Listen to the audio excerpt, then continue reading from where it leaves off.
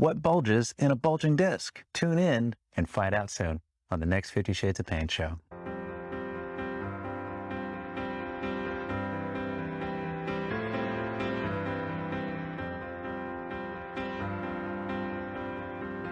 Hi, welcome to the 50 Shades of Pain show, where we empower our community with knowledge about pain, both physical and emotional, to give you the tools that you need for optimal health. I'm Dr. Danish. I'm here with my co-host, Dr. James Escaloni, and we are clinicians here at Wellward Medical in Lexington, Kentucky. And today we're talking about bulging discs.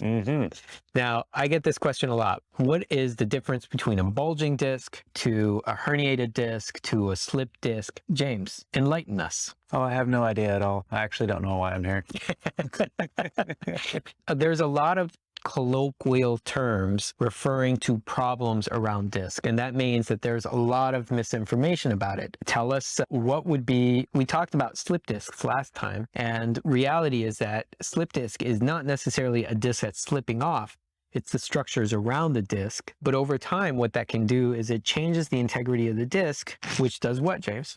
Well, that can make it so that the tissues can actually cause bones to slip over time. And really, where people misinterpret it is that they're bending forward and their disc just kind of slips out the back. It's not exactly how your spine works, and we're not that frail, fortunately, right? So I brought a prop because I needed a moment to distract everyone while I magically produce my prop. Okay. This will help us explain the difference between a bulge versus a herniation versus a slip. Oh. Let's see if I can actually inflate this. Oh, I didn't do a great job of holding it, but let's pretend that this is a disc. This is a somewhat reasonable, healthy disc. Now, James, can you pretend to be the bones between the disc? Now, the function of a disc is to do this. Go ahead. It just cushions everything. Your spine is shaped like an S so that it absorbs, it acts like one big spring up and down, and it's the discs in between that give it that cushioning. Now, if a disc is injured in a way that changes the construction of that disc, because every disc in our body is made of rings that are grown out kind of like your nail beds are. Like the live part of your nail is at the nail bed, and then it just continues to grow out dead tissue. The disc does the same thing. There's a core to the disc that's alive, and it's constantly putting out layers upon layers of connective tissue that creates this ring around that disc. And that ring allows for that kind of bounciness to that disc. But if something happens where you get a rift in that disc, now all of a sudden you get a herniation where one part of the disc is weaker than the rest, and so it comes out, it bulges out. Hence the term bulging disc. Actually, no. Oh. So a herniation and a bulge are different things. A herniation is when it goes like this, but a bulge is something like this was the healthy disc, where it's kind of nice and resilient. And a bulging disc is one that's bulging around the edges. So it's kind of like the spare tire around your belly. It's not a healthy plate. It's not a healthy construction. And the same thing, a bulging disc is one in which its capacity for being a nice shock absorber is limited. And so it starts to just kind of compress and bulge in every direction. So herniation is this, whereas a bulge is this.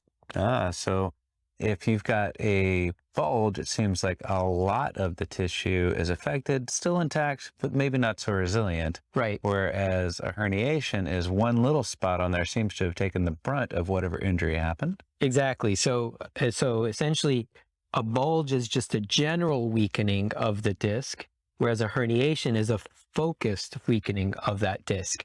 Both can be asymptomatic, meaning no problem at all. Well, minimal problem. Or they can, either one of them can be painful. It just depends on what else is going on that's causing that bulging or herniated disc. Okay. So can somebody tell if they're walking around if they've got a bulging or herniated disc?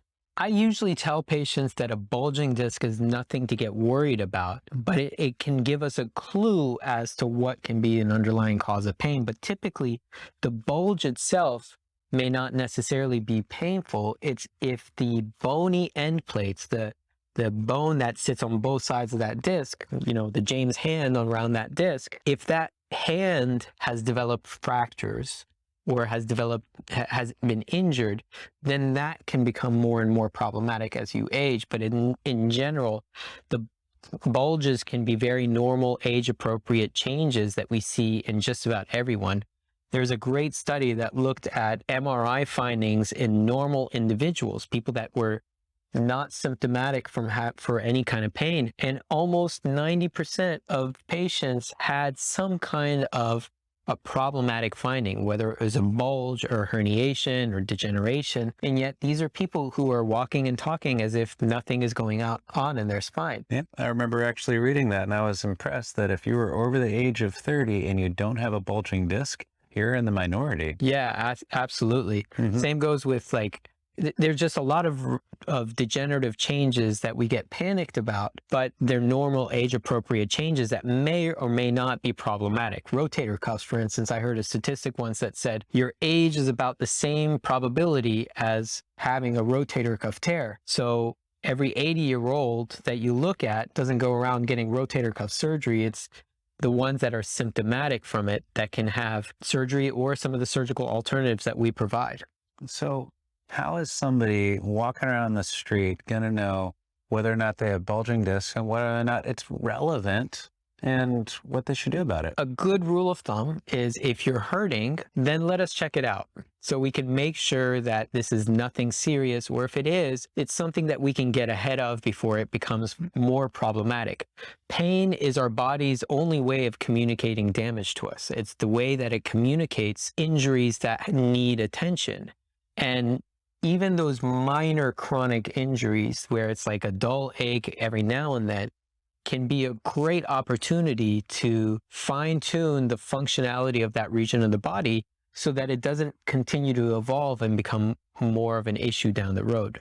Early intervention is prevention, and prevention is worth a pound of cure. So let's say somebody comes in, they have a bulging disc, and we figured it out, and we figured out exactly where it is. Does that mean we recommend they have surgery? Great question. So a lot of people get panicked when they see, their radiologic findings on an MRI, like bulging disc or disc degeneration or stenosis. And in a lot of people's mind, this is an indication that needs to have surgery, but that's not actually the case. I would say a vast majority of spinal problems can be addressed without surgery. It's only a small minority that require surgery. What we do for a bulging disc is figure out why is that disc showing signs of degeneration, whereas the other ones aren't. And typically it's because the ligament capsule around that disc, the annulus of that disc has been injured, or the ligaments that support the bony structure around that disc have been damaged. Either way, going through that pain mapping process, we can identify exactly what's wrong and do some tweaks to get you on a path to either repairing it with exercise, repairing it with basic types of injections, or going to some of the more sophisticated and advanced regenerative procedures that use growth factors or stem cell derivatives to actually supplement the strength and stability of that region. Now, my favorite patients are the ones that are using all three of those methods. Yeah. Because when they start to exercise, it builds up some resiliency. When we know exactly where the tissue is injured, that helps to make sure every intervention is focal and confident in the right direction.